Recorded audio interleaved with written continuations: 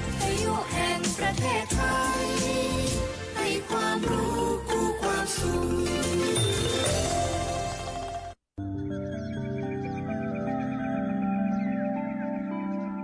สถานีวิทยุกระจายเสียงแห่งประเทศไทยจังหวัดลำปาง FM 97 เมกะเฮิรตซ์เสนอรายการธรรมะยามเช้า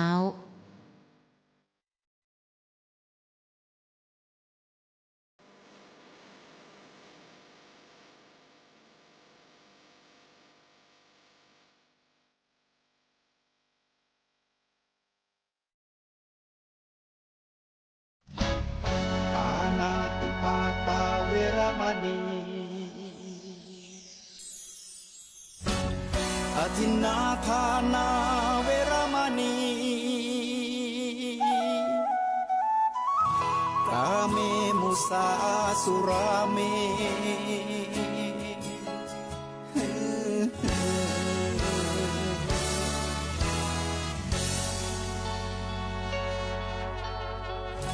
ศีลคือข้อห้ามธรรมคือข้อ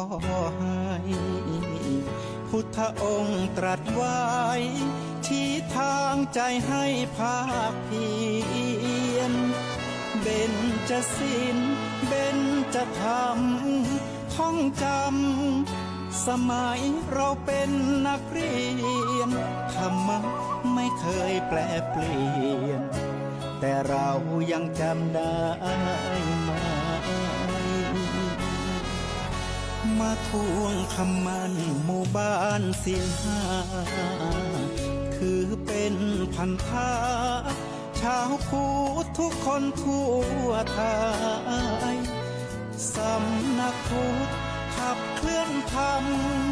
จุดเทียนสว่างที่กลางหัวใจสังคมจะร่มเย็นได้ศีลธรรมในใจต้องมีเบญจศีลว่ายังไงไหนลองท่องมาข้อหนึ่งห้ามฆ่าสัตว์ข้อสองห้ามลักทรัพย์ข้อสามห้ามประพฤติผิดในกามข้อสี่ห้ามพูดเท็จข้อห้าห้ามดื่มสุราแล้วเบญจะทำทั้งห้าว่าอย่างไรในบอกชัดๆอีกทีข้อหนึ่งเมตตากรุณาข้อสองสัมมาอาชีพข้อสามกามสังวร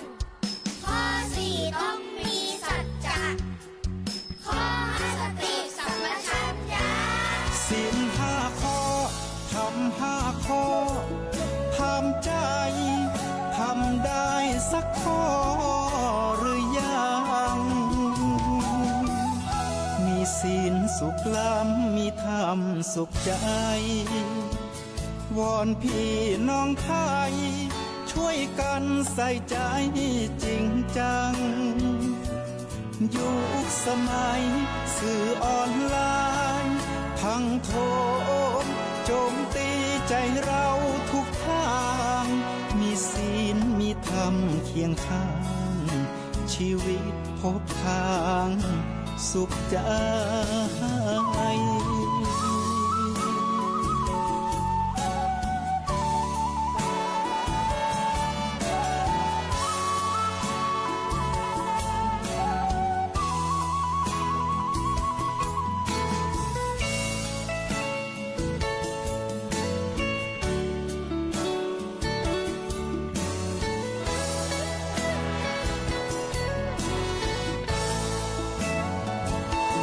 เบญจศีลว่ายังไงไหนลองท่องมาข้อหนึ่งห้ามฆ่าสัตว์ข้อสองห้ามลักทรัพย์ข้อสามห้ามประพฤติผิดในกามข้อสี่ห้ามพูดเท็จข้อห้าห้ามดื่มสุราแล้วเบญจะทำทั้งห้าว่าอย่างไรในบอกชัดๆอีกทีข้อหนึ่ง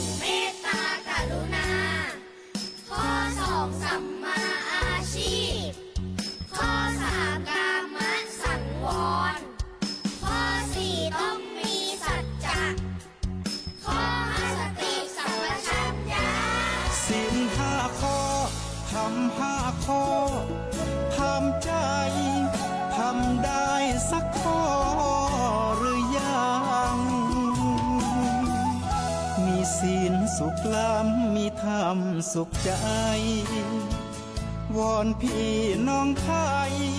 ช่วยกันใส่ใจจริงจังยุคสมัยสื่อออนไลน์ทั้งโถมโจมตีใจเราทุกทางมีศีลมีธรรมเคียงข้างชีวิตพบทางสุขใจมีศีลมีธรรมเคียงข้างชีวิตสมปรารถนาทุกหมู่บ้านรักษาศีลห้าสังคมน่าอยู่ยังยืน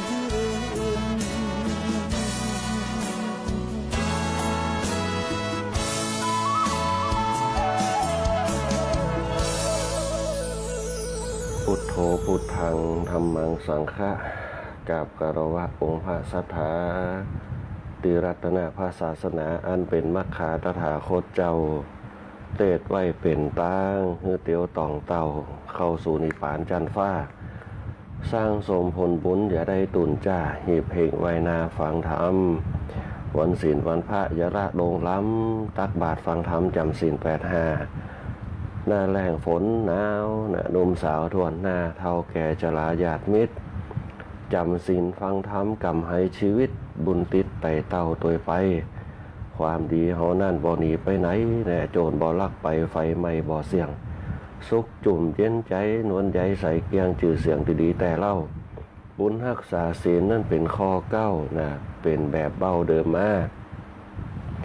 อัฏฐศีละปัญจสิกขาพระศาสดาว่าไว้อย่างอ่านเบื้องต้นคุณธรรมจำไว้คือแม่นมันศีละสำคัญเข่งครัดข้อสองถัดมาใครจ้าแม่นตาดบุญเกิดจากได้เตตานวัตถุสิ่งทรัพย์เข้าสุขเข้าสารจกใจเป็นตานแบ่งปันเนื้อเจ้าอย่าจกคนขอคนแก่คนเฒ่าถวายพระเน้นเถนหน่อยบุญปาวาสนาทัดมาปังซ้อยเมตตาจ่องห้อยตัวตันกำจัดโลภะโทสะโมหันปั่มเป็นถึงวันกุศลหอมป่อลักการทำบุญครบ3 บาทคอกล่าวย่อฟังมาอย่าละและนายเผยก็ขอความสุขความเจริญนะจงมีแด่คณะสัตยาติโยมพร้อมด้วยขอกราบคารวะพระเถรานุเถระเพราะว่าจะเป็นหลวงพ่อเจ้าหน้าจังหวัดหลวงพ่อรองเจ้าหน้าจังหวัดหลวงพ่อเจ้าหน้าอำเภอหลวงพ่อเจ้าหน้าอำเภอแล้วก็หลวงพ่อเจ้าหน้าตำบลหลวงพ่อเจ้าวาดพระเถรานุเถระพระสงฆ์องค์เจ้าทุกรูปทุกตนขออาศัยปึงปะบารมีสังฆรัตนะเพื่อแผ่กับพระสัทธาญาติโยมสาธุชนหลายในช่วงยามเจ้าบางวัดบางบ้านก็ตีละครั้งกันทำวัดทำวาสวดมนต์กันฝนตกก็จะคงจะทั่วฟ้าก็เปิงเหมาะกับเข้าภาษาแต่บางโหเวลาตอนออกอากาศนี่จะเป็นจะได้ห้องเพราะว่าฝนตกมาได้ปุ๊บไฟฟ้าตึงอินเทอร์เน็ตตึงไฟฟ้าจะดับขาดกันในช่วงฝนตกบางเตียมันอาจจะสายมันเข้าไปหากันมันก็เนี่ยคือสายรุดพองเป็นต้นเพราะฉะนั้นก็ว่ากันไปตามกรรมหรือการกระทำที่มันจะเกิดขึ้นเพราะฉะนั้นก็ตั้งฌานบารมีญาณบารมีไปรวมกันลองพอว่าฌานบารมีแต่ละคนแต่ละฐานส่งมาเนี่ยมันจะเป็นเนี่ยคือเกิดพลังเชื่อมจิตเชื่อมใจกันเนี่ยคือไฟสัญญาณไปอย่างสมบูรณ์แบบก่อนเพราะฉะนั้นเนี่ยเดี๋ยวเราก็มาว่ากันท้ายๆรายการธรรมยามเจ้าจะมีคณะสงฆ์จังหวัดลำปางโดยเฉพาะหลวงพ่อเจ้าหน้าอำเภอเมืองลำปางพระครูนุศาสตร์วรธรรมเจ้าหน้าอำเภอเมืองลำปางวัดปุญญวาสวิหารก็จะเป็นหลักในเรื่องของการดูแลเป็นหลักในเรื่องของการส่งเสริมสนับสนุนในเรื่องของการออกอากาศธรรมยามเจ้าพร้อมกับอาตมาภาพพระครูวิบูลย์ปริยัติยากรท่านพระครูสิริธรรมวิพัฒน์พระครูสิริธรรมบัณฑิตพระครูสิริธรรมวิพัฒน์ก็คือวัดบรรลัยศิลาทองที่มาออกอากาศ วันอาทิตย์ที่กับคณะสัตยาญาติโยมทั้งหลายได้ฟังเสียงได้ฟังเนื้อหาสาระธรรมนะแล้วก็พระครูสุรีธรรมบัณฑิตวัดมิ่งเมืองมูลก็จะมาออกอากาศแล้วก็คือคณะสัตยาญาติโยมได้ตอบโต้กันนะในเรื่องของการโทรศัพท์เข้ามาบูจากับเปิ้ลนะเพราะว่าสัญญาณเปิ้ลโปรแกรมใจของเปิ้ลนั้นเปิ้ลจะลิงก์เข้าหาสัญญาณโทรศัพท์ได้แต่ของอาตมาลิงก์เข้ามาได้นะมันบัตันสมัยเหมือนเปิ้ลนะก็เลยจัดไปนะตามเปิ้ลของยถากรรมนะตามยถากรรมไฟม้าก็ได้จัดไฟบอกม้าก็เตือนจบไปนะเหมือนกับตามกรมอยู่ในบ้านลมพัดดับกระมือตื้อๆนะเป็นธรรมดาเนี่ยช่วงนี้ฝนตกเนี่ยบางคนก็คาบรับอยู่ในบ้านบางคนก็ตุ้มผ้าห่มนะบางคนก็ตกนักหน่อยต้องทำการทำงานนะครับรถขับลาไปเนี่ยทำการทำงานตั้งแบบพิกตั้งวังเหนือฟังอันนี้ก็ต้องระมัดระวังด้วยนะถ้าฝนตกถนนลื่นนะต้องระมัดระวังนะต้องระมัดระวังเอาไว้ความประมาทนะอย่าให้เหาเนี่ยพลาดพลั้งได้เพราะฉะนั้นอย่าประมาทค่อยๆขับไปใจเย็นๆไปเหมือนเดียวกันถึงเหมือนเดียวกันเนี่ยบางทีบางแห่งเขาก็ต้องดูให้ดีๆเนี่ยเขาขับดีเขาปุ่งมาเขาก็ต้องพยายามลบหลีกหนีให้ได้เนี่ยเพื่อความปลอดภัยเพื่อความอยู่รอดของเขาทั้งหลายเพราะฉะนั้นในยุคปัจจุบันเนี่ยเขาระมัดระวังยังบ่พอเนี่ยต้องระมัดระวังคนอื่นแถมในยุคปัจจุบันเพราะฉะนั้นเนี่ยสตินะทำให้เกิดสมาธิทำให้เกิดปัญญาเพราะฉะนั้นเนี่ยสติเป็นเรื่องสำคัญสติเนี่ยเวลาไปไหนปุ๊บจะต้องตั้งให้ดีจะไปโดน นะนิวรณ์5หรือว่าโดนกิเลสครอบงำโดนนิวรณ์5กิเลสครอบงำปุ๊บมันก็จะลงไปตามนั้นง่วงเหงาเหานอนตาปื้อห้องนะตาบะไคสว่างห้องไปไหนก็ลำบากง่วงเหงานะอันนี้ต้องระมัดระวังการขับรถเนี่ยบางครั้งเครื่องยนต์มันอยู่ที่เฮาบังคับนะเฮาบังคับมันดีมันก็ดีมันบังคับมันบ่ดีมันก็เป็นภัยกับเฮาได้ยิ่งความเร็วหนักๆเนี่ยเฮาบังคับมันบ่จะอยู่ นะนี่เป็นต้นเพราะฉะนั้นก็ต้องระมัดระวังเอาไว้รายการธรรมะยามเจ้าได้รับความอุปถัมภ์จากสวทลำปางโดยการนำของหัวหน้าหรือว่าผู้อำนวยการคุณเดือนอินทาเป็นต้นหัวหน้าฝ่ายราชการคุณกาญจนาอินทาแล้วก็ฝ่ายดีเจบอกว่าดีเจก้อยอัชราพรพงษ์จันทร์ดีเจแอลชุดในการเราใช้ดีเจต่อยเป็นต้นที่จะเป็นแนวร่วมสนับสนุนรายการธรรมะยามเจ้าคือเกิดสัญญาณภาพเสียงไปหาสถาญาติโยมโดยสุดท้ายก็คือคนที่ลืมบัดได้ที่เป็นเรียกว่าปิดท้องหลังผ้า หรือว่ากองทัพธรรมของเขาก็คือคณะสถาญาติโยมกูครูกูคนตีปากันสร้างกระแสจิตของตัวเก่าเพื่อที่จับเสียงจับภาพแล้วก็จับจิตของตัวเก่ามาสู่รายการธรรมะยามเช้าในช่วงฝนตกเปิงเหมาะกับควันเข้าภาษาช่วงเข้าพรรษามันก็เป็นฤดูกาลหนึ่งในช่วงระยะเวลาสั้นๆเดี๋ยวหลังจากฝนตกไปโป๊บเลยก็อย่าห้อนนะเหมาะห้อนโป๊บกับดินแห้งตะวาไปตังบ้านศาสตร์ ไปงานเขาดำเป็นญาติเป็นนี่กันไปปุ๊บหันเปิ่นปูข้าวโพดข้าวโพดก็ออกมาหันนอประมาณสัก2 นิ้ว2 นิ้วข้อมือเขาหันมันปุ๊บมันเย็นต้นไม้ก็เขียวแต่เอานึกภาพคำหนึ่งปุ๊บในยุคปัจจุบันเข้าภาษาตะกอนเนี่ยมันจะตกเปิ่นว่าตกช่วงฤดู3 เดือน 4 เดือนเนี่ยมันตกตามฤดูกาลแต่นี่บ้านเขาเนี่ยเดี๋ยวสักแป๊บหนึ่งพอมันย่างฝนปุ๊บมันก็จะห่อนละห่อนปุ๊บเนี่ยมันก็อย่างเงี้ยคือต้นกาต่างๆเหี่ยวแห้งไปเหมือนเดิมในช่วงนี้ก็พยายามซึมซับเอาความเย็นของอากาศความเย็นของธรรมชาติเพื่อจะมาเป็นอารมณ์ความรู้สึกต่างๆให้กับตัวเขาได้เพราะฉะนั้นจับจิตจับใจคนที่ฟังธรรมมาปุ๊บจะรู้จักจับจิตจับใจกับอารมณ์กับอากาศในช่วงนี้คือใดกอบกวยเอาอากาศกับอารมณ์ตรงนี้คือใดคือเกิดความสุขใจคือเกิดปีติสุขเกิดกับตัวเขาคือใดแล้วก็เก็บออกมาฟูมฟักเอาไว้อย่าให้เกิดใจจุ่มๆใจเย็นๆให้มีสติให้มีสัมปชัญญะให้มีปัญญาในการเก็บรับอารมณ์ต่างๆสร้างภูมิต้านทานเอาไว้นี่แหละก็คือวิธีการป้องกันสิ่งต่างๆที่จะเข้ามากระทบโดยเฉพาะสภาพอากาศตั้งตีตั้งแห่ง ดังใดก็ตามเนี่ยที่มีฝนตกฝนอย่างก็ต้องระมัดระวังตัว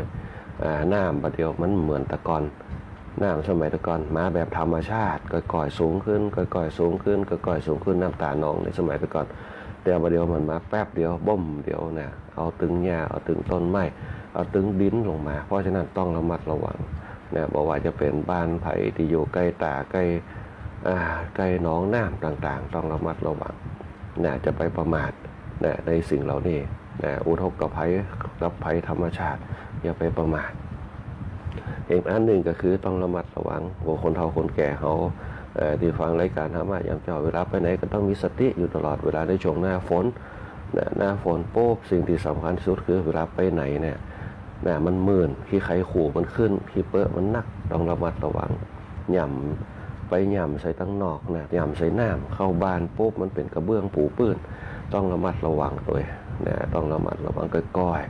ไปไหนคือก้อยมันเท่าแก่มามันถึงอย่างเปิ่นอย่างตัวมันจะเหมือนย้ำนุ่มจับอย่างกับมันเหมือนตีนตกโตพอแกลงมาปุ๊บมันตึงแบบมันบักเกาะไม่แต่เกิบยังใส่ซุปยังบัดตัดตีนบางเตี่ยใครใส่กำเดียวปุ๊บคือมันแม่นมันตึงปีนไปปีนไม้ลำดับปีนไปมาปีนความปีนไงต้องปืดขึ้นมาสุดท้ายบันหนีมือไปไหนสถาญาติโยมปีนมือขึ้นมาแงนขึ้นมาเต๊กเข้าไว้ตีนเข้าซุปเขาเตียนสังขารเขาถ้าเขามันมืดกับมันปุ๊บมันจะเสียเส้นเขาก็ก้อยใส่เข้าไปก็ก้อยตีหูเกิบก็ซุกเข้าไปบางคนเขาไม่เต้าเขากินเต๊กหัวปลายไปตีนเขาซุปไปก็ก้อยจะไปใจหินถ้าใจหินปุ๊บมันจะหย่าเขาพลาดได้เพราะฉะนั้นต้องระมัดระวังโดยเฉพาะที่ปล่อยแม่คนเฒ่าคนแก่เขาบางครั้งใจมันตึงเป็นหนึ่งอยู่ละแต่ร่างกายมันบ่ใครไปตรวจเพราะฉะนั้นใจต้องควบคุมให้ได้ถ้าควบคุมใจได้ปุ๊บใจมาใจมั่นสติมาปัญญาก็จะดีขึ้นมาเขาก็บอกประมาทไปพระพุทธเจ้าบนสอนเขาว่าอย่าประมาทคนเขาบางครั้งที่มันประมาทเพราะมันใจห้อนใจเลี้ยวกว่าตัวมันตันตัวอยู่ด้วยก้นใจไปทั้งหน้าละต้องระมัดระวังใจจุ่มใจเป็นเจนอันนี้เป็นต้นโดยเฉพาะคณะสัตยาติโยมเขาที่ฟังรายการธรรมะยักษ์เจ้าบางผู้บางท่านก็เข้ามาตั้งแต่เจ้าละมานั่งเฝ้าว่าทำคำสอนขององค์สมเด็จพระสัมมาสัมพุทธเจ้าเดี๋ยวเขาจะเข้าเฝ้าพระธรรมกันพอไปพร้อมกันธรรมะก็คือตัวแทนของพระพุทธเจ้าเขาอย่างที่พระพุทธเจ้าตรัสเอาไว้ว่าถึงเขาจะปรินิพพานไปเมื่อนานต่อได้ก็ตามสิ่งที่จะเป็นตัวแทนเขาก็คือธรรมะแต่คนเราถ้าเขาถึงธรรมะได้ปุ๊บก็จะคือใจเป็นพระกลายเป็นพระคนเขาเป็นพระเจ้าได้กลายเป็นพระก็คือความประเสริฐความดีจะอยู่กับตัวเขาพระก็คือวะละก็คือความสิ่งที่มันประเสริฐที่สุดคือมันเป็นความดีที่สุดที่เรามีอยู่ในจิตในใจเพราะฉะนั้นเขาตั้งบนเขาว่าตั้งธรรมะเอาไว้ในใจเขาก็ได้ธรรมะจะเป็นบทสรุปเป้าหมายที่เขาได้สร้างขึ้นมาโดยเฉพาะที่เขาสร้างขึ้นมาเป็นทุนเป็นฐานของเขาก็คือศีลทานภาวนาเขาสร้างศีลเอาไว้ศีลคือการจัดระเบียบกายวาจาใจตั้งมั่นเวลาเขาจะไปไหนปุ๊บเขาตั้งมั่นนั่นก็คือศีลคือการสำรวมเหมือนเขาจะอาบน้ำเหมือนเขาจะเดินทางเขาต้องตั้งรักให้ก่อนตั้งใจก่อนตั้งรักตั้งใจใจมากปากดีตั้งรักคือดีก่อนใจม่อตั้งจิตตั้งใจก่อนที่จะไปไหนก็ตามก่อนจะทำอย่างก็ตามนั่นแหละก็คืออนุภาพแห่งศีลตีเขาตั้งใจที่จะทำสิ่งเหล่านั้นเวลาเขาจะขึ้นก็ไม่เขาจะแงนพอต้องไปก่อนเขารวบรวมใจปุ๊บไปขึ้นถึงเวลาปุ๊บพรขึ้นปุ๊บขึ้นไปนั่นแหละคือศีลที่เขาตั้งรักฐานก็คือเป็นพลังเขาขับเคลื่อนถ้าเขานึกถึงสภาพความเป็นจริงฐานก็คือพลังงานเป็นพลังภายในเป็นกำลังจิตเป็นกำลังใจทรงยื้อให้เกิดศรัทธาผลักดันให้เขาทำนั่นทำนี่คิดนั่นคิดนี่นั่นนี่นั่นแหละคือพลังแห่งฐานที่เขาทำเอาไว้ถ้าเขาทำไปปุ๊บมันก็จะเป็นพลังหนึ่งก็คืออย่างเขาสบายใจสองเขาได้อบอุ่นใจสามอย่างเขาเป็นคนใจกว้างก็คืออนุภาพแห่งฐานอนุภาพแห่งฐานที่เขาทำไปปุ๊บนั้นเป็นอารมณ์แห่งความรู้สึกความรู้สึกนั่นก็คือเป็นอาหารของจิตอารมณ์ก็คือเป็นอาหารของใจใส่เข้าไป เมื่อใจมันแข็งแกร่งพร้อมที่จะเดินทางพร้อมที่จะสู้ปุ๊บเนี่ยมันก็เกิดความเชื่อมั่นนั่นก็คือศรัทธาศรัทธามันก็จะเกิดขึ้นแต่สิ่งเหล่านี้มันจะอยู่ได้ช่วงระยะเวลาหนึ่งถ้าพลังงานมันหมดมันก็อย่างเขาอย่างเขาท้อแท้ท้อถอยเขาก็ต้องมันไปเติมเป็นอย่างนี้คำว่าวันศีลวันพระต้องไปเติมแม้แต่รถน้ำมันก็อย่างว่าเขาต้องแวะปั๊มคนเขาก็เหมือนเดียวกันถ้าพลังภายในมันหมดมันอ่อนอิดอ่อนใจอ่อนอกอ่อนใจทุกข้อนทุกเนื้อนอนใจก็ไปวัดไปทำบุญสังฆทานไปเอาเข้าไปตานพ่องไปปะกับพระเจ้าไปสนทนาธรรมกันตะวันไปงานข่าวตามบ้านศาสตร์ก็ได้สนทนาธรรมกับปออกไม่ออกปหลวงไม่หลวงกันหลายเรื่องหลายเรื่องใส่เข้าพระเจ้าพ่องใส่เข้าเจ้าตีพ่องการทำบุญพ่องเพิ่นก็มีข้อสงสัยก็ได้พุทธาวิสัชนาธรรมกันเงินเล่าแก่เขาประเดียวตั้งคืน106ก็เหมือนกันคืนของวิไลสงฆ์เพื่อการศึกษาก็เหมือนกันก็มีการตอบโต้กันมีการอู้จากันมีการถามกันเพราะนั่นแกเขาจะใจเทคโนโลยีกันหนักขึ้นได้ดีกันหนักขึ้นบอกว่าจะเป็นตั้งไลน์ตั้งอย่างต่างๆโทรศัพท์มาหากันอย่าคือเขาเนี่ยมีเปื่อนตั้งจิตตั้งใจตัวโดยเฉพาะตั้งสอทอลำปางเขาตัวก็จะมีการโต้ตอบกันมีการอู้กันจากันเกิดขึ้นหูจักกับเจ้าหน้าที่กันหลายคนอันนี้เป็นต้นคือการสร้างธรรมเนี่ยคือเป็นเป้าหมายที่เขาจะต้องนำเอามาพิจารณาเอามาแตกแขนงคือเวลาเขาทำอย่างกระตามเขามีความคิดเป้าหมายแห่งความสำเร็จเขาจะอู้อย่างกระตามอู้กันด้วยความสร้างสรรค์ต่อกันเวลาเขาเจรจาสนทนาธรรมกันในบ้านจะไปเอาปัญหาเข้ามาในเรื่องของการอู้ในเรื่องของการสร้างสรรค์การดำเนินชีวิตการอยู่การกินต่างๆคนเฒ่าแก่พบกับกันได้เรื่องจะกินอะไรอย่างกินข้าวล้ำก็อยู่สุขสบายดีก็วันเดียวอายุเท่าใดจะถามกันอายุเท่าใดล่ะ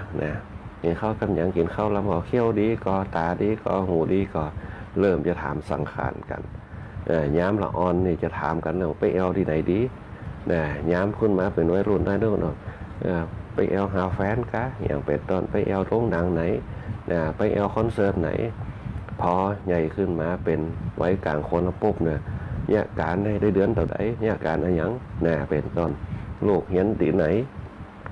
ก็เริ่มจะแข่งขันกันเห็นโรงแรมนั่นโรงแรมนี่เห็นนั่นเห็นนี่เป็นต้นแต่พอถึงเวลาปุ๊บแกตัวมาแข่งกันในเรื่องสังขารจะอู้กันวันนี้ไปวัดนั่นวันนั้นไปวัดนี่ได้ตานนั่นตานนี่อู้กันนั่นแหละเป็นห้องการสร้างสรรค์ การสร้างสรรค์บางคนก็สนทนาธรรมกันมีโยมอยู่คนหนึ่งเป็นอาจารย์เก่าเป็นรองผู้อำนวยการเขตพื้นที่แห่งคนหนึ่งก็เป็นผอ.การศึกษานอกโรงเรียนสนทนาธรรมกันอาตมาภาพก็มีส่วนเข้าไปร่วมตัวในเรื่องการสนทนาธรรมกันถึงทางธรรมะเขาก็ได้ข้อคิดมาจากการสนทนาธรรมกันคนเฒ่าแก่อาตมาภาพจะจำเวลาเขาสนทนาธรรมกันบ่ว่าญาติโยมที่มาหาจะสนทนาธรรมกันมันจะมีความสุขในเรื่องของการได้ได้จ่าได้เรื่องของภาษาธรรมกันแต่ว่าก็ในเรื่องของการทำบุญการใส่เข้าพระจากการใส่เข้าเจ้าตีห้องอันนี้เป็นต้นจะได้กันแต่เรื่องที่ตั้งผมโดยการที่เป็นกันในเรื่องของธรรมะ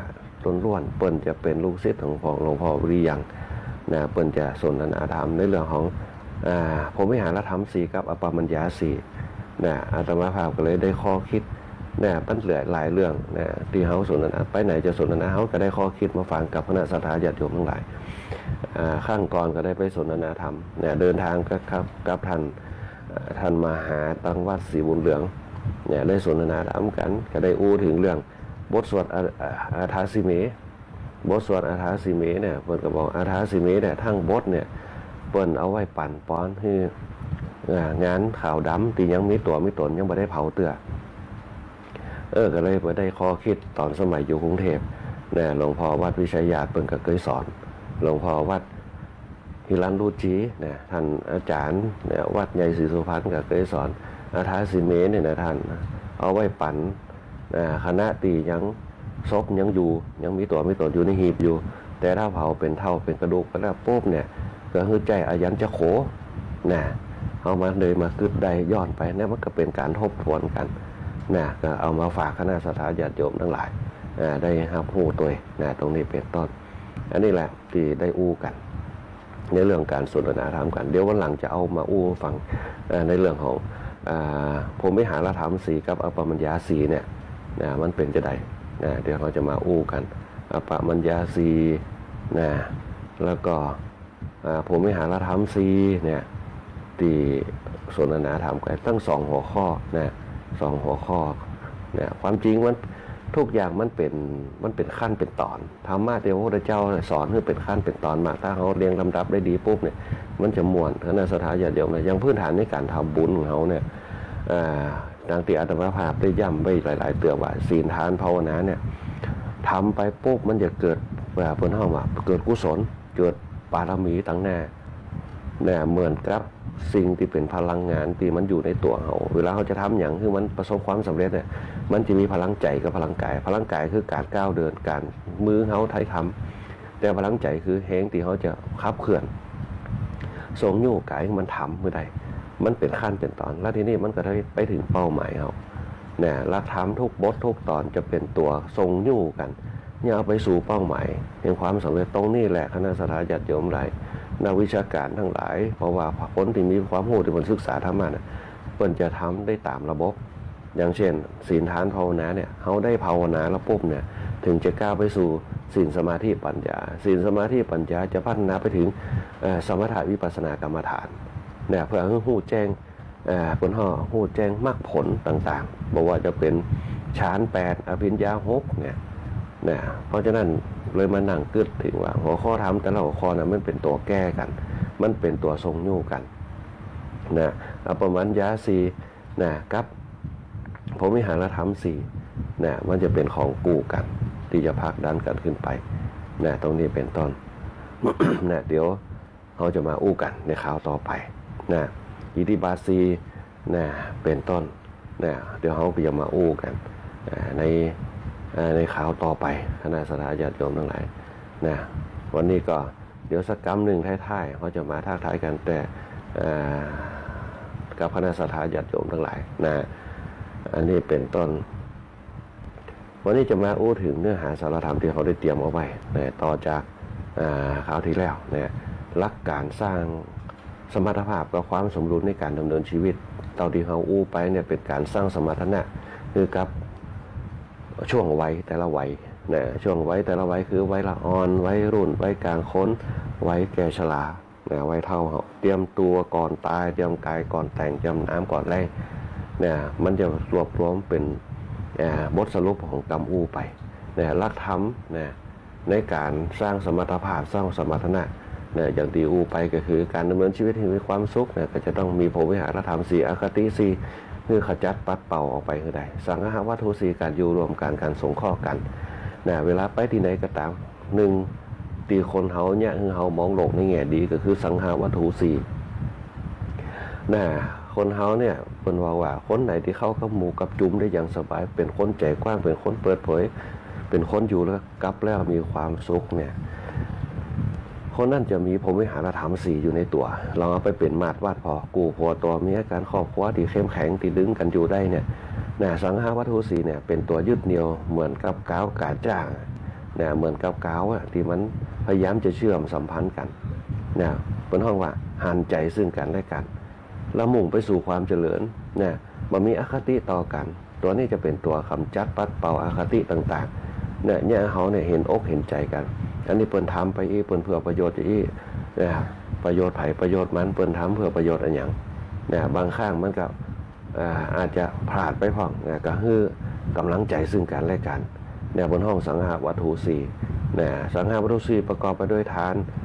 ปิยวาจาอัฏฐจริยาสมานาตตาเนี่ยทานก็คือปั่นสิ่งของคือกันนะปั่นใจคือกันนะปั่นอารมณ์คือกันนะอันนี้คือทานปิยวาจาคืออู้จากันโดยสิ่งที่มันเป็นสาระนะสิ่งที่มันเป็นปัญหาก็เอามาทบคิดแก้ปัญหากันจะอีเนาะอันไหนผิดอันไหนถูกเนี่ยเปิ้นเฮาว่า อู้จากันด้วยคำที่ไพเราะอ่อนหวานสร้างสรรค์กันนะฮะอู้จากันยังมีสตินะอันที่สามเนี่ยคือทำตัวทำตนให้มันเป็นประโยชน์สร้างประโยชน์ให้กับตัวเก่าสร้างประโยชน์ให้กับสิ่งแวดล้อมรอบข้างเนี่ยเพิ่นเฮาว่าประโยชน์ตนกับประโยชน์ผู้อื่นเนี่ยอาถรรพ์จริยาสุดท้ายก็คือเนี่ยสังหาวรุสีก็คือวางตนให้เหมาะสม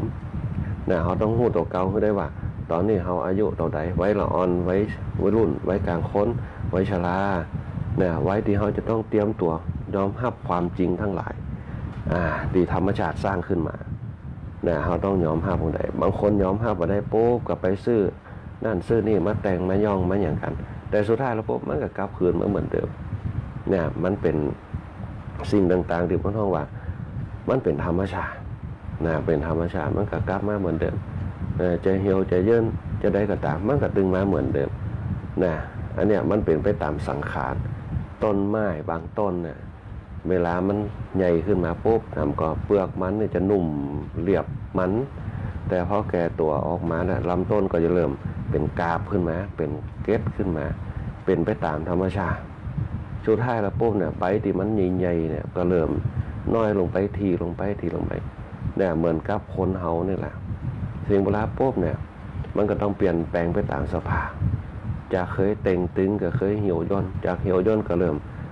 มองข้ามขึ้นมาเป็นไปตามธรรมชาติแต่เฮาไม่ได้คำนึงถึงธรรมชาติแต่เฮาเอาธรรมชาติตรงนั้นเนี่ยมาเป็นปัจจัยพิจารณาอสุภกรรมฐานมันเป็นไปตามธรรมชาติเนี่ยบางคนจะไปตุกกับสิ่งที่มันเกิดขึ้นของรักของหวงจะไปตุกกับมันโดยเฉพาะกู้หัวตัวเมียกันละกันไปละปุ๊บเนี่ยมันต้องไปหีบเพ่งตุกนักจนตอมใจนะอย่างคือสภาพร่างกายสุดโทรมนะในขณะที่เขาอยู่เนี่ยเขาหู้แล้วว่าสภาวะทั้งหลายมันมีความเปลี่ยนแปลงไปนะเขาเตรียมตัวให้ได้เตรียมตัวก่อนตายให้ได้เตรียมตัวก่อนไหนถือทำใจทุกอย่างมันถึงมีลมหายใจสิ้นสุดของมันนะเขาจะไปจะใดเนี่ยเขาบ่จะหู้บางคนก็รับไปเลยนะบางคนก็นอนอยู่ในบ้านได้สั่งเสียบางคนก็อยู่กลางถนนบางคนก็อยู่บนต้นไม้บางคนก็อยู่ในน้ำบางคนก็อยู่บนเครื่องบินเนี่ยความตายมันสามารถเลือกสถานที่ได้แต่ความดีเนี่ยเป็นห้องว่าเลือกสถานที่ได้เนี่ยกายมันอาจจะลุดลงไปในน้ำกายมันอาจจะแตกสลายบนอากาศกายมันอาจจะตกต้นไม้กายมันอาจจะจมลงในดินแต่จิตที่จะล่องลอยไปคือจิตที่บริสุทธิ์ที่เราได้สร้างกุศลเอาไว้ประกอบห่อหุ้มไปเหมือนหิ่งห้อยกระพริบแสง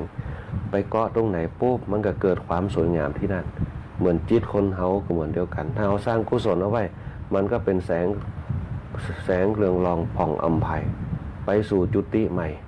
นะไปสู่จุติใหม่มันแสงที่มันแสงจะเจิดจ้านะไปอยู่ตรงไหนปุ๊บนะ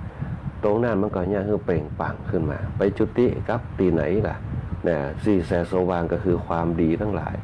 นะสี่ความดีทั้งหลายก็คือไปสู่ในสุขติภูมิสุขติภูมิคือตีรองรับแสงสว่างทั้งหลายทุกขติภูมิเป็นแสงที่ยอมรับรองรับที่เขาบ่ฮู้ประหารเหมือนเขาไปในตีมืดที่เขาต้องเอาไฟฉายถ้าไฟฉายหมดปุ๊บเขาก็ส่องทางเดินไม่ได้เขาก็ต้องควานหาส่องหาที่นี่ไปป้าเสร็จปุ๊บเขาบ่ฮู้ป้านั้นดีหรือบ่ดีเขาสามารถจะฮู้ได้เนี่ยเพราะฉะนั้นเนี่ยคณะสัตยาญาติโยมหลายการสร้างความดีก็คือการสร้างหนทางแสงสว่างให้เขาเดินไปสู่ภพภูมิเป้าหมายตรงนั้นอย่างสำเร็จรวดเร็วแล้วก็ตรงตามเป้าหมาย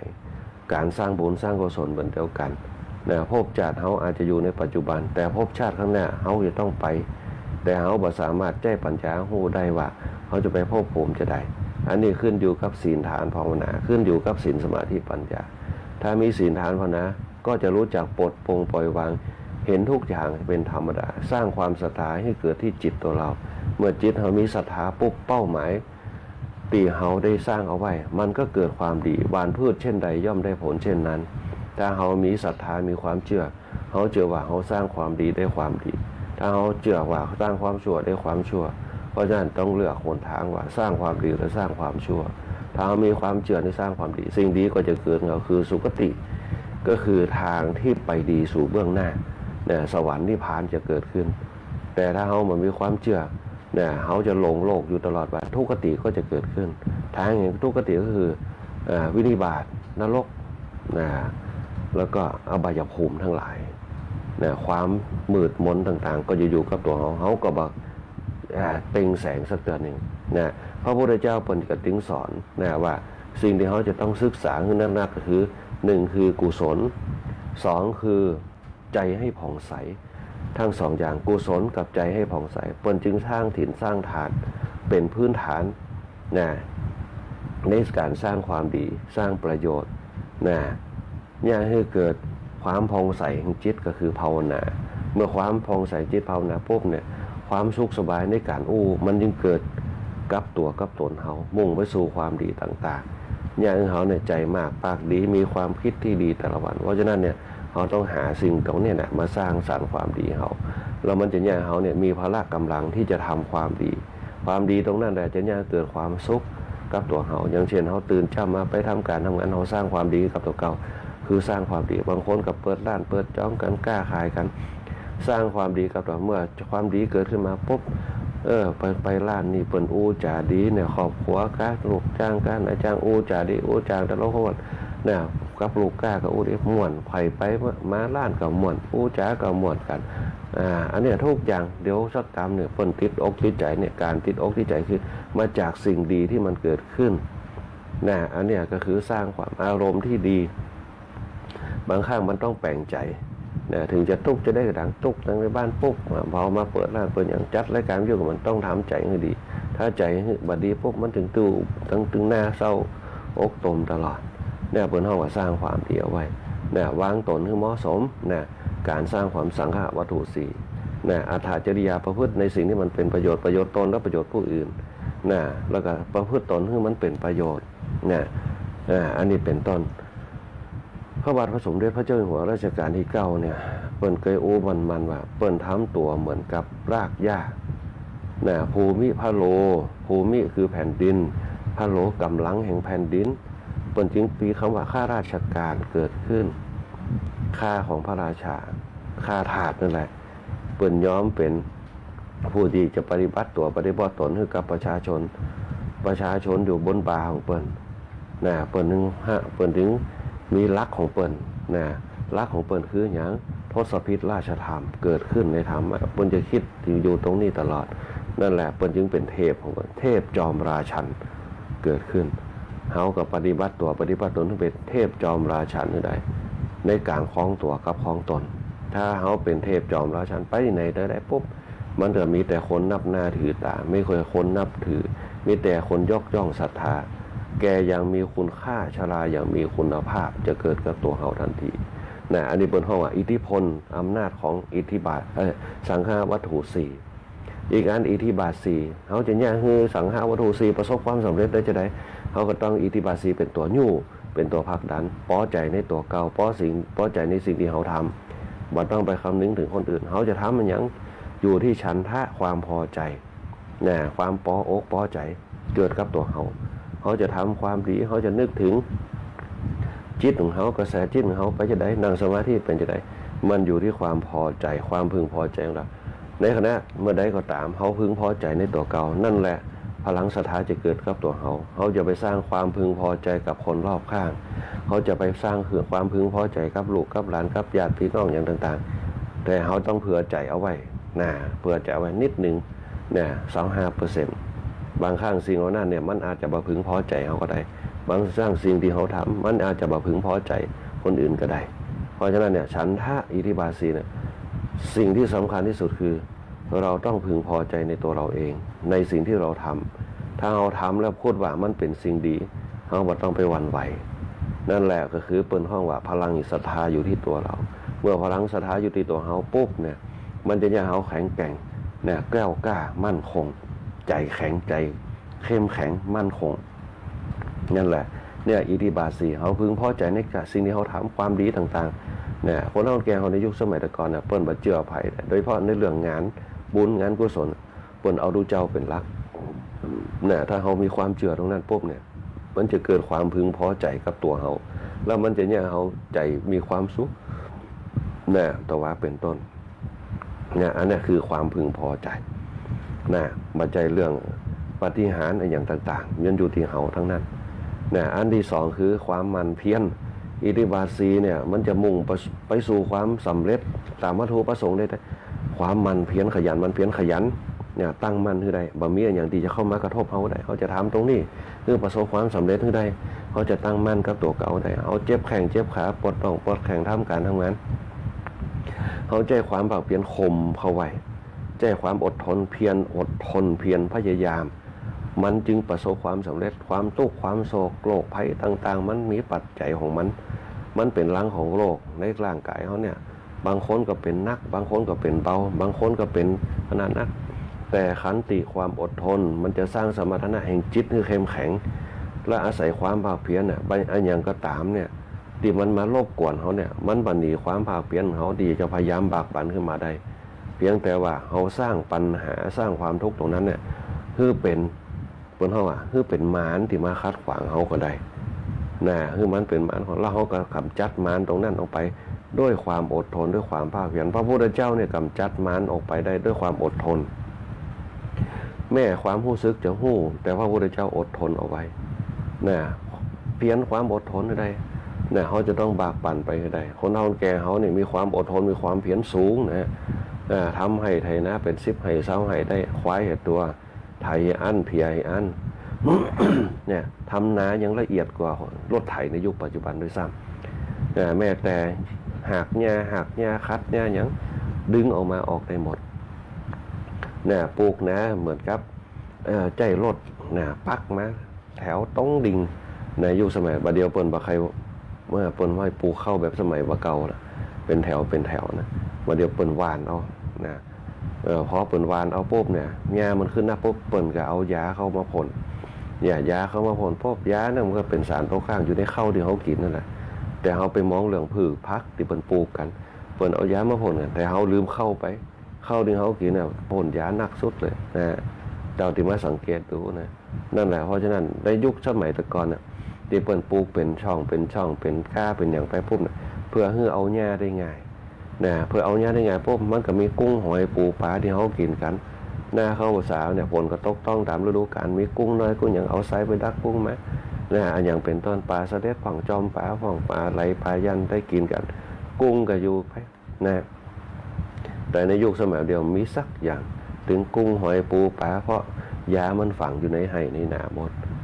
นะอันเนี้ยถ้าเรารณรงค์อนุรักษ์ได้ปุ๊บเนี่ยธรรมชาติมันจะกลับคืนมาเหมือนเดิมความจริงธรรมชาติแบบเก่าๆเนี่ยมันเป็นความสุขใจเนี่ยเขาได้กึศเติงหาสิ่งเหล่านั้นคณะสัตยาในยุคสมัยใหม่ปุ๊บเนี่ยมันเลี้ยวรวดเร็วก็จริงมันได้ผลก็จริงแต่ความเป็นธรรมชาติเนี่ยมันปัญญาเขาสุขใจมันบ่ใครเต่าใดสมัยแต่ก่อนพวกหน้านี่พวกเนี่ยคนไปตรงไปไหนกันแล้วก็มีความสุขที่สุดคนสมัยแต่ก่อนเปิดทำงานด้วยความสุขในสิ่งที่ทำมันจึงมีความทุกข์เกิดขึ้นอาศัยอาศัยวิริยะความภาคเพียรอาศัยขันติความอดทนภาคเพียรอดทนขันติวิริยะอยู่ตลอดมาจึงเป็นนิสัยฝังอยู่ในรากลึกของเขาจึงทำตามหน้าที่ของเขาเพราะความภาคเพียรความพยายามเขาบ่ต้องฝึกละมันฝังอยู่ในตัวเขาละคนเขาเตือนเรื่องบาดเจ็บเนื้อเจ็บตัวบกให้บกสวนได้เป็นไหลไปมันฝังอยู่ในแหงของเขามันหู้แหงของมันมาจากวิริยะกับขันติความอดทนมันจึงเกิดความเชื่อมั่นเกิดพลังจิตติตั้งมั่นเอาใจฟักไฟในสิ่งนั้นไปก็ถึงเวลากับไปบางคนฝนตกเนี่ยจะเอาขบกไปไปอุดหูก่อนน้ำเข้าเป็นต้นแต่ในยุคปัจจุบันเนี่ยทุกอย่างมันเปลี่ยนแปลงไปโดยคนเฮามันอยู่กันนักความคิดความอ่านก็แตกต่างกันไปเก้าไม่ใหญ่เก้าหยังกลางต้งกลางหน้าไหลฟันเหี่ยวมดกลัวมันก่นกลัวมันหยังมันบ่ได้กินมันมีไผขึ้นเก้าชำสาก็มามีละแต่ก่อนเพิ่นเอาขังเข้าปล่อยเก้าตานมันสูงอยู่กลางต้งกลางหน้าเอาไว้กันฟ้ากันมันเป็นหล่อฟ้าบางเตียก็พาเก้าตานห้องแต่ประเดี๋ยวเก้าตานบ่มีละเพราะมีปุ๊บมันก็เป็นตีโลกเก้าไม่ใหญ่มันก็บ่มีเก้าไม่ใหญ่มันบ่เป็นเปิ้นเฮาว่าความตรงของต้นมันบ่มีความตรงของต้นมันบ่มีปุ๊บเนี่ยฟ้ามันก็ลงหญ้ามันก็ลงใส่กิ่งหาดกิ่งของในสมัยแต่ก่อนได้มีเก้าบ่โกของก้นต้นโกเปิ้นปลูกเอาไว้ เป็นตัวรอฟ้าเพราะว่าเก้าบะโกเนี่ยมันจะเป็นพุ่มสูงตรงมันเหมือนเก้าชำชาเนี่ยสังเกตพอแต่เก้าผ้าจะพาก็คือเก้าบะเผาห้องเก้าตาลห้องเนี่ยมันก็เลยพาดไปหลงปุ่นมดมันบอกใครโดนขนสังเกตสมัยแต่ก่อนเนี่ยเขาเนี่ยให้เนี่ยนะเขาเนี่ยนะปุ๊บจะอยู่ตามห้างตรงกันนะพิทยุก็มีอย่างก็มีบางหารมันพานะแต่เปิ่นจะปลูกเก้าตาลนะกันฟ้ากันฝนคนบักเก่าเนี่ยเปิ่นบ่มีความหู้นะแต่เปิ่นมีทักษะอาศัยมาจากธรรมชาตินะเปิ่นสังเกตปรากฏการณ์แห่งธรรมชาติเปิ่นศึกษามาเปิ่นแปลงห้องน้ำห้องเมืองไว้ปลูกเก้าไผ่ก็อย่างว่าก็กันล้มไว้กลัวเข้าต่าวเข้าอย่างเนี่ยเขาลองพิจารณาคือดีโดยเฉพาะคนสุขสมัยใหม่เนี่ยไม่ได้ศึกษาจารีตประเพณีเนี่ยมันเกิดอย่างคือคำนบธรรมเนียมประเพณีนั้นหายไปเนี่ยบางครั้งก็เอาใส่ต่อให้หมดเนี่ยพอใส่ต่อหมดน้ำไหนลงมาตันปุ๊บกระทมบานทมจ่องไปเนี่ยอันเนี้ยในยุคสมัยปัจจุบันอันนี้เป็นเท่ากับอิทธิบาทสีคุณเครื่องความสำเร็จเนี่ยคนเฮาเนี่ยในยุคก่อนๆประสบความสำเร็จด้วยหลักการเนี่ยเปิ้นจะมีพฤติกรรมเนี่ยที่ฝึกมาจนเกิดความชัดเจนในการดำเนินชีวิตแล้วก็มันค้นหาเหตุผลคนเฮาแก่เปิ้นจะคิดละเปิ้นจะแปลงจีจะได้บัดจบวิศวะแต่แปลงเหียนได้บัดจบวิศวะแต่แปลงโบสถ์แปลงวิหารได้บัดจบวิศวะเนี่ยแต่สามารถคำนวณในอย่างต่างๆเนี่ยเพื่อมาเป็นสิ่งที่สถาปัตยกรรมขึ้นมาได้เนี่ยคนเฮาบ่เก่าเป็นต้นตอแห่งสถาปัตยกรรมเนี่ยแต่คนลูกใหม่เขาไม่ได้อนุรักษ์ไว้ล่มไปโป๊กเอาวัฒนธรรมใหม่ขึ้นมาจารีตประเพณีที่งดงามที่มาเขาสร้างเอาไว้มันก็หายไปเพราะฉะนั้นเนี่ยอิทธิบาท4คุณเครื่องความสำเร็จบอกว่าอยู่ที่ไหนบอกว่าอยู่ที่ไผเป้าหมายเนี่ยมันมีไว้พุ่งชนอย่างเดียวความสำเร็จจะเกิดขึ้นทันทีพอใจในสิ่งที่เราทำนะตั้งมั่นในสิ่งที่เราทำภาคเพียรในสิ่งที่เราทำมันพิจารณาถึงเหตุปัจจัยต่างๆที่เขาได้ทำไปว่ามันเกิดผลจะได้ผลดีจะได้ผลเสียจะได้เนี่ยแหละอิทธิบาท4นะอันเนี้ยก็คือ มันจะเป็นทรงผลเนี่ยเขาเกิดทศพิธราชธรรมขึ้นมานะแต่ละข้อแต่ละตอนที่เขาได้อู้กันไปนะสุดท้ายปุ๊บเมื่อมันปฏิบัติเนี่ยอย่างได้ปุ๊บเนี่ยพลังมันจะเกิดกับตัวเขาพลังแห่งบารมีทั้งหลายจะเกิดกับเราพลังบารมีมันเป็นจะได้นะมันเป็น เปิ้นเฮาว่ามันเป็นกินไอก็ได้มันเป็นความรู้สึกก็ได้ว่าบุคคลคนนี้เนี่ยเปิ้นมีพลังธรรมอยู่ในตัวนะเปิ้นมีบารมีจะได้บารมีแห่งทานนะที่มันเกิดขึ้นเนี่ยสังเกตว่าไปหาคนนี้เนี่ยเปิ้นถึงช่วยเขาได้นะอันนี้เป็นต้นฐานเขาฮู้ว่าคนเนี่ยเป็นฐานนะวันนี้เป็นคนปันใจเป็นคนใจดีนะคนเฒ่าแก่เขาใจดีไปหายายเต้เปิ้นใจดีเปิ้นดึงเอาฮื้อไปหาแม่เต้เปิ้นใจดีเปิ้นดึงพ่อแม่เนี่ยมีฐานะบารมีพ่อยายมีฐานะบารมีพ่อหลวงมีฐานะบารมีพ่ออย่างเปิ้นอินดูลูกอินดูหลานไปหาตาหายายดึงปอบอกปอบใจฮื้อนะไปหาแม่ก็ปอบอกปอบใจฮื้อนั่นแหละเป็นห้องฐานะบารมีบางครั้งบาเคียนปฏิบัติดาบางอย่างเพราะฐานะบารมีให้โอกาสให้อภัยจนในที่สุดพ้นเป็นภัยกับตัวเก่าไปเหียนะมันก็ติดนิสัยเพราะฉะนั้นเป็นจึงมีปอขึ้นมาปอนี่จะเป็นปอใจที่แข็งแกร่งกล้ามีระเบียบวินัยนะปุ๊บตีเขียนตีลูกของนะ เนี่ยเพราะฉะนั้นนะคำว่าฐานเนี่ยจะเกิดกับปอกับแม่กับปู่กับย่ากับตากับยายนักนะลูกหลานคนไหนที่เจียวฟังพ่อแม่ปุ๊บเนี่ยจะได้ดีทุกคนพ่อคำมาจากทานคือการให้โอกาสให้อภัยเนี่ยเจียวฟังในกันเปิ่นอบรมสั่งสอน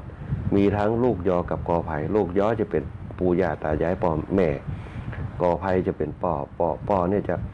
ต้องโคมต้องขู่เนี่ยลูกถึงจะอยู่มัดนะอันนี้เป็นต้นแต่ในยุคปัจจุบันเนี่ยลูกมันบอกใครเจือปอเจือแม่นะเจือมือถือเจือสื่อต่างๆเจือเปื่อนเจือผงแต่สุดท้ายเราปุ๊บเนี่ยหนีป่อหนีแม่ไปบ่ปน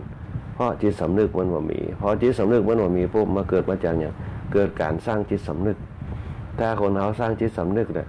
นี่ยป้าไปสิ่งทำในสิ่งที่มันเป็นประโยชน์ป้าไปทำในสิ่งที่มันเป็นความดีบางข้างการจุการหยัง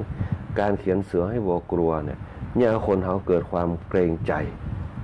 เกิดความเกรงใจมันเกิดความเกรงกลัวมันก็จะตามมาสร้างสรรค์ไปทีละอย่างคนเฒ่าแก่เขาเนี่ยสังเกตพอเขาสร้างความเกรงใจให้ลูกหลานที่ไหน น้ำเป็นในปุ๊บระวังนะตกโตจะมากินตับนะอันนี้เป็นต้นระวังผีเนอะจะมารอหัวนะระวังนั่นนี่เนอะเนี่ยเอาสร้างความเกรงกลัวให้เกิดความเกรงใจพอความเกรงใจในจิตมันเกิดขึ้นมันก็เงียบเพียละอ่อนมันก็กลัวละกลัวตกโตกกลัวนั่นกลัวนี่ก็ขึ้นมานั่นแหละเปิ้นห้องว่าคนเฒ่าคนแก่น่ะเปิ้นห้องว่าเปิ้นมีฐานแถมอย่างมีศีลอยู่ในตัวความเป็นปกติของเปิ้นศีลตรงนี้เนี่ยเกิดความเป็นปกติข้อปฏิบัติทั้ง5ข้อเนี่ยคือคนเฮาเปิดความเป็นปกตินิ่งเนี่ยบักกระโชกโหกหักคนที่มีศีลจะบักกระโชกโหกหักจะบ่าเปิ้นห้องว่าจะบักกระโตกระตากจะนิ่งก่อนจะทำจะพูดจะคิดเพราะความสำรวมมาจากศีลความสำรวมมันเกิดขึ้นคนเฒ่าแก่เขาเจ็บใจมากปากดีตั้งหลักไปก่อนจะบ่ใจเข้าไปจนเถอะก็จะมีเตือนกันห้องมาเตือนกันเหมือนกับพระบาทสมเด็จพระเจ้าอยู่หัวจะมีอยู่ช่วงหนึ่งที่บ้านเมืองเขาเกิดปัญหาเปิ้นจะห้องมาอู้กันเปิ้นจะห้องมาอู้อันนี้นะเผื่อชาติเผื่อบ้านเผื่อเมืองห้องมาอู้ในฐานะเขาเป็นผู้นำเขาเป็นผู้นำในบ้านเขาเป็นผู้รักผู้ใหญ่ห้องมาอู้การอู้นั่นแหละแต่เนี่ยคนเขาเข้าใจมีข้อตกลงกันจะไปแจ้กำลังต่อกันถ้ากำลังต่อกันปุ๊บมันเกิดความแตกสลายมันเกิดความแตกแยกกำลังเนี่ยบางครั้งมันจะเสียพื้นที่เหมือนกับว่าก็ควายจนกันเนี่ยเสียอย่างพ่องเสียให้เสียนะคันนะก็แตกกันบางครั้งจ้างจนกันพ่องก็ย่างคือกันอย่างแตกกันไปสังเกตพอเวลามีการมีงานบ้านเฮาเวลางานประเพณีเวลางานลำวงอย่างปุ๊บเนี่ยวัยรุ่นมันตีกันปุ๊บเนี่ย1 ล้านก้าไปละเอ็มดีโดนลูกหลงพ่องเป็นต้นเพราะฉะนั้นก็ต้องกำจัดสิ่งเหล่านี้ออกไปให้ได้เหมือนห้องว่าเขาจะสร้าง บารมีบารมีจะเกิดขึ้นมาโดยเฉพาะบารมีแห่งศีลบารมีแห่งความอดทนบารมีแห่งความขยันบารมีแห่งฌานบารมีจะมีอยู่6ตัวด้วยกันจะเกิดกับตัวบุคคลคนนั้นบารมีแห่งทานคือมีความเมตตาสำหรับเป็นคนใจกว้างบารมีจะเกิดขึ้นคนนั้นจะเป็นคนใจกว้างอย่างแม่เขาเป็นคนใจกว้างย้ายแม่หญิงจะเป็นคนใจกว้างใจกว้างชอบทำบุญทำทานไปวัดไปวัดเมตตาสงสารแม่หญิงจะเป็นนิสัยคนเฒ่าแก่เขามีอย่างกระยะแบบสวยงามจัดดอกไม้เข้าตอกดอกไม้ไปวัดว่านั่นแหละทานมันเกิดจนฮือใจเป็นทานขึ้นมาอารมณ์แห่งความใจกว้างศีลก็จะเกิดขึ้นมีระเบียบวินัยจะเป็นจะเป็นอย่างมันบดีศีลจะเกิดขึ้นจะยังเราตักเตือนเขาความอดทนเนี่ย นิ่งคนเฒ่าแก่เขาจะนิ่งโอ้แหงของเขาปุ๊บเขาไปตอบโต้เหมือนละอ่อนมาได้เขาก็นิ่งเอาไว้คันสีความร้อนจอยมันปล่อยมันรับตาไปเดี๋ยวสักกรรมหนึ่งแล้วการแล้วงานแล้วซึกกันอย่างต่างๆแล้วเรื่องแล้วแล้วที่มันอันนี้ก็ก่อยมาอู้กันใจมากไปเดี๋ยวเอาไว้อู้กันทีหลังหลังจากคือหายซวงแล้วก่อนบางคนเมาเหล้าอย่างว่าซวงคนอดทนเปิ้นมีความผู้พระเจ้าเคยว่ากันแจ้งมาเคยอู้กันรับนอนเหียเป็นต้นอันที่4คือบารมีแห่งวิริยะความภาคเพียรบารมีแห่งวิริยะความภาคเพียรเนี่ยอาตมาภาพมาประมวลนึกขึ้นมาเนี่ยคนเฮาสมัยแต่ก่อนอาตมาภาพนึกเคล็ดคนเราแก่เฮาที่อย่างไถกับหัวกับควายเนี่ย2 คน2 คน1 ตัว 1 คนไถกันได้เป็น10ให้สาวให้เป็นปั่นได้เปิ้นมีความเพียรสูงบางตีบางแห่งเปิ้นมีไต่ตีเป็น10สาวให้ทำคนเดียวก็มีอาศัยความภาคเพียรขยันร้องเป็นละอ่อนสมัยประเดี๋ยวมีทางแค่ไปตรงหันตรงใช่ปุ๊บโอ้ยังกึดบอกว่าจะทำจะได้อย่างคนเฒ่าแก่เขาแค่หันปุ๊บสามารถลงไถลงเผียลงอย่างได้หมดเปิ้นมีความภาคเพียรอันนี้เพราะแต่ว่าเขาต้องสืบต่อก็ได้คณะสัตยาติโยมหลายเขาต้องสืบต่อสืบสารอย่าให้ไปลูกหลานเขาลืมประเพณีแบบดั้งเดิมรู้จักความเป็นรากหญ้าเพราะว่าสมเด็จพระเจ้าอยู่หัวเขาเปิ้นสอนไว้ดีมากความเป็นรากหญ้าจะไปลืมพื้นฐานท้องถิ่นตัวเก่าอย่าไปลืมกำพืชตัวเก่าพระพุทธเจ้าก็ยังสอนเลยว่าอย่าลืมรอยเท้าตัวเองอย่าลืมกำพืชตัวเองเหมือนวัวลืมตีนพระพุทธเจ้าเปิ้นก็สอนเพราะพระบาทสมเด็จพระเจ้าอยู่หัวรัชกาลที่เขาเปิ้นเคยเปิ้นเคยสอนในวันที่5 ธันวาคมอาตมาภาพจะเก็บบันทึกไว้ฟังเปิ้นเพราะว่าเปิ้นมีความขมหลายด้านเป็นพระราชาเป็นพระปรมินทร์เป็นพระปรมินทร์สอนได้อย่างชัดเจนมากตรงนี้เป็นต้น เนี่ยเขาเจอความเป็นปราชญ์ของเปิ้นสุดท้ายปุ๊บเนี่ยปรัชญาเนี่ยอย่างคนเฒ่าแก่เขาดีก่อนบริหารครอบครัวได้บริหารลูกบริหารหลานมีลูกหลานเต็มบ้านนี่อย่างดูแลได้มีตีให้ดีนะนักแบ่งให้ลูกให้หลานเป็น10-20คนได้เพราะเปิ้นมีปรัชญาอยู่ในตัวปรัชญาก็คือข้อคิดแล้วก็เป้าหมายในการดำเนินชีวิตเนี่ยเปิ้นจะถามด้วยว่าเขามีชีวิตไปเพื่ออย่างเพื่อลูกเพื่อหลานเพื่อบ้านเพื่อจองรักษาไว้ให้ลูกให้หลานนั่นแหละตรงนี้บางคนเนี่ยอยู่ไปปุ๊บเนี่ยพอลูกพอหลานมาครบปุ๊บเนี่ยก็ละสังขารไปได้เนี่ยพอสบายใจปุ๊บก็ละสังขารไปได้ปล่อยวางไปได้บางคนพอปล่อยวางได้ปุ๊บก็เข้าวัดเข้าว่าลูกหลานมันใหญ่เก่งกล้านะบ้านะไปตามวิถีชีวิตของมันได้สวะได้เลยปลงวางได้ปุ๊บนึกถึงเป้าหมายแห่งนิพพานถึงในตัวเก่าอย่างเดียวไปวัดไปว่าสร้างความสุขใจพยุ่งบะเกียวเขาปล่อยเขาเด้อเขาใหญ่แล้วเนี่ยอันนี้เป็นต้นนี่แหละเป็นห้องบารมีเกิดขึ้นพอบารมีมันเกิดขึ้นปุ๊บแม้แต่จะไปสู่โลกหน้ามันก็ไปอย่างได้อย่างสบายสงบสุขชั่วนิรันดร์กาลในวันนี้วันก็ได้นำเอาธรรมะมาฝากกับคณะสัตยาติโยมหลายสร้างสมรรถภาพนะมันก็ตัวเก่าโดยเฉพาะช่วงวันเขาพรรษามีโอกาสได้ไปฟังธรรมตามวัดตามวาต่างๆนะในช่วงนี้นะแต่ละตีแต่ละแห่งแล้วก็ช่วงเจ้านี่ก็เหมาะกับบรรยากาศในการฟังธรรมตัวก็ขอเจริญพรขอบคุณกับคณะสัตยาติโยมกูคนที่เข้ามาฟังรายการธรรมะยามเจ้าตั้งสอทองตัง FM 97 เมกะเฮิรตซ์เป็นประจำทุกวันบางเตี้ยอาจจะติดขัดพ้องเนี่ยคณะสัตยาติโยมหลายเนี่ยก็จะมากันจันทร์พุธศุกร์ก็จะมาตวมจัดกันแต่ถ้ามีเวลาปุ๊บเนี่ยถ้ามันว่างปุ๊บก็จะเข้ามาแทรกในเรื่องของการจัดมาเรื่องของการเทศต่างๆนะฮะเราเจริญพรขอบคุณกับคณะสัตยาติโยมตัวตีไปตั้งไหนก็ได้นะได้ทักได้ทายกันได้สนทนาธรรมกันก็ถือว่าได้เป็นความรู้ได้สืบทอดมาจากคณะสัตยาติโยมนะตัวนะวันนี้เรือไปดูเวลาแหม3 นาทีนะเจริญพรกับคณะสัตยาติโยมกูคนนะที่เข้ามาสร้างบารมีธรรมรวมกันนะแล้วมาสร้าง